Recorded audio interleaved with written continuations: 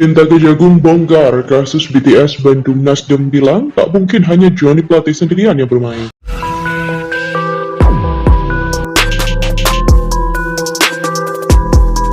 Berbicara bahwa bagaimana mengembalikan uang negara, bagaimana menelusurinya dan bisa dikembalikan, itulah harusnya menggunakan TPPU. Meskipun menggunakan undang-undang korupsi itu bisa kalau nanti terbukti memerintahkan yang terpidana itu mengembalikan keuangan negara, tetapi tidak jelas ke siapa yang harus mengembalikan. Bukan hanya pelakunya saja. Kalau dengan TPPU, karena kita telusuri sendiri 8,1 T itu kemana, maka nanti mereka yang menerima 8,1 T inilah yang akan kita kenakan juga TPPU. Kalau terkait dengan politik, kan memang suasana politik ini kan sangat dinamis, mau menjelang 2024, tapi kan karena yang bersangkutan Pak JP diumumkan tersangka tadi oleh Kejaksaan, saya rasa ini bukan terkait politis, tapi memang latar belakang hukum yang berlaku kepada Johnny Plate sudah ditetapkan.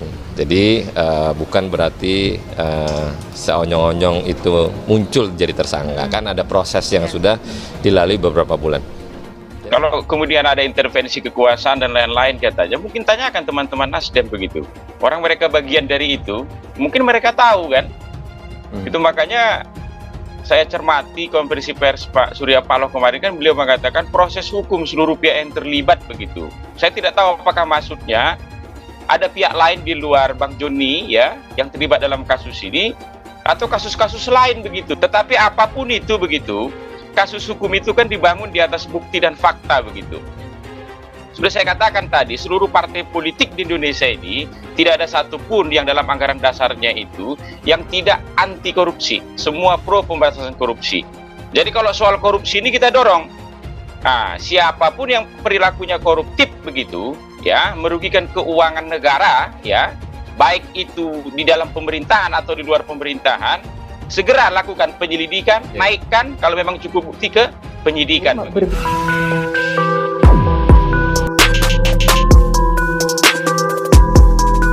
Saudara Partai Nasdem Ahmad Syaroni mendukung pernyataan Menko Polhukam sekaligus PLT Menkominfo Mahfud MD agar Kejagung membongkar kasus proyek pembangunan menara BTS 4G yang menyeret Johnny Plate sebagai tersangka. Menurut Syaroni, Kejagung perlu menyeret semua pihak yang terlibat tanpa terkecuali. Kasus sebesar ini dilakukan jika hanya melibatkan 1-2 pihak saja. Syaroni berpandangan jika hal itu dilakukan, maka semua praduga dan fitnah dalam kasus ini bisa menjadi jelas. Di sisi lain, dia menyoroti pernyataan Mahfud yang mengaku sudah mendengar dugaan aliran dana dari kasus ini mengalir ke partai politik. Namun Mahfud menganggap informasi itu sebagai gosip politik belaka. Mahfud MD kata Syaroni juga menyebut bahwa pengungkapan kasus tidak ada sangkut pautnya dengan politik sama sekali. Syaroni menyebut respon Mahfud itu merupakan bentuk ketegasan bahwa pengungkapan kasus ini bukan karena alasan-alasan politis. Diberitakan sebelumnya, Mahfud MD mengatakan bahwa dia mendapatkan informasi ikhwal aliran dana kasus dugaan korupsi pembangunan menara BTS 4G mengalir ke 3 partai politik. Hal itu disampaikan oleh Mahfud ketika wartawan menanyakan isu tentang nama-nama partai politik yang terseret dalam kasus itu. Mahfud menyatakan bahwa dirinya juga sudah melapor ke Presiden Jokowi terkait informasi aliran dana ke parpol. Bendahara Umum DPP Partai Nasdem Ahmad Syaroni meminta Kejagung membongkar kasus dugaan korupsi pembangunan menara pemancar BTS 4G bakti Kominfo.